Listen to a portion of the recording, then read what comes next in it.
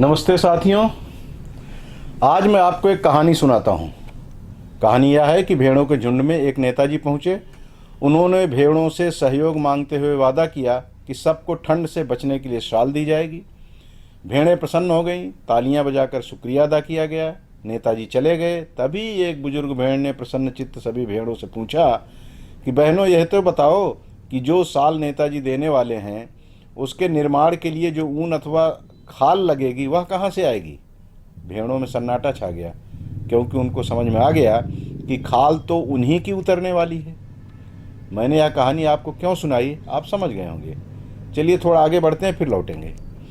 लाखों लोगों ने अपने प्राणों की आहुति दे दी ताकि हमारा देश स्वतंत्र हो, समृद्ध हो और फिर से सोने की चिड़िया कहलाने का हक प्राप्त कर सके। लेकिन ऐसा हो कहाँ रहा है। जिन सियासी दलों के हाथ में देश की बागडोर रही है या है, क्या वे सत्ता प्राप्ति के लिए हर वह हथकंडा नहीं अपना रहे हैं जो कभी आक्रांता अपनाया करते थे।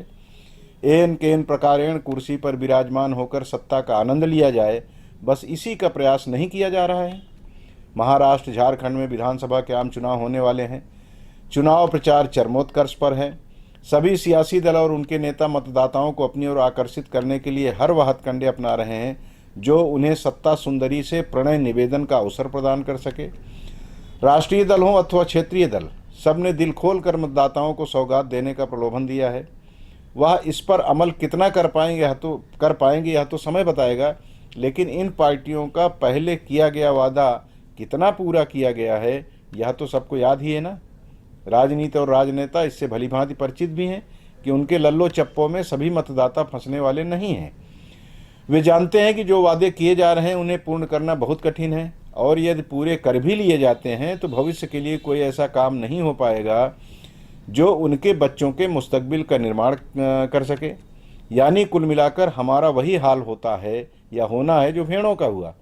हमारा ही हमसे छीनकर हमारे ही मुंह में घुसेड़ने वाले चतुर सुजान राजनेता अपनी चिकनी चुपड़ी बातों में कुछ को तो रजामंद कर ही लेते हैं। वह यह जानते हैं कि जितने भी उनके प्रलोभन रूपी व्यामोह में फंसेंगे उतने से तो इनका काम हो ही जाएगा, यानी सत्ता की प्राप्ति हो जाएगी।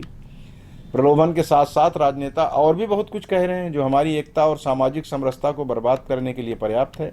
अब कांग्रेस के राष्ट्रीय अध्यक्ष खड़गे जी के ही बयान को ले लीजिए। उन्होंने कहा है कि एक होकर सुरक्षित होना है तो मनु स्मृति जलाना होगा।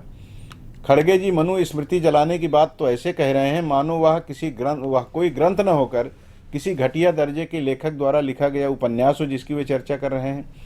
मनु स्मृति जलाने से देश का भला हो न हो, कांग्रेस पार्टी का भला जरूर हो जाएगा। हिंदू विरोधी वोट हो सकता है कुछ हद तक कांग्रेस की तरफ चले जाएं, लेकिन इससे देश की एकता और अखंडता मजबूत नहीं होगी, बल्कि उसकी जड़ों में मट्ठा डालने जैसा कृत्य होगा।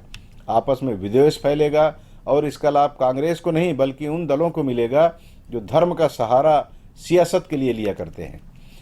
भाजपा नेता भी कुछ कहने से परहेज नहीं कर रहे हैं। प्रधानमंत्री जी स्वयं कहते हैं कि झारखंड में घुसपैठ को झारखंड मुक्ति मोर्चा और कांग्रेस सरकार ने बढ़ावा दिया है। यदि हमें अपनी बेटियों को बचाना है तो भाजपा को जिताना होगा।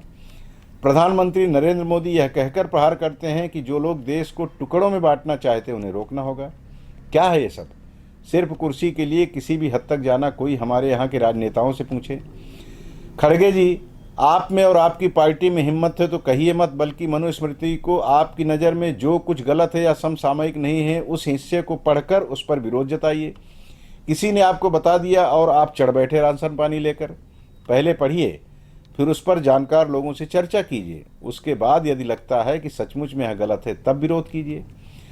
प्रधानमंत्री नरेंद्र मोदी जी भी जो कुछ कह रहे हैं वह विशुद्ध रूप से लाभ प्राप्त करने के लिए हिंदू वोटों के ध्रुवीकरण की एक कोशिश मात्र है।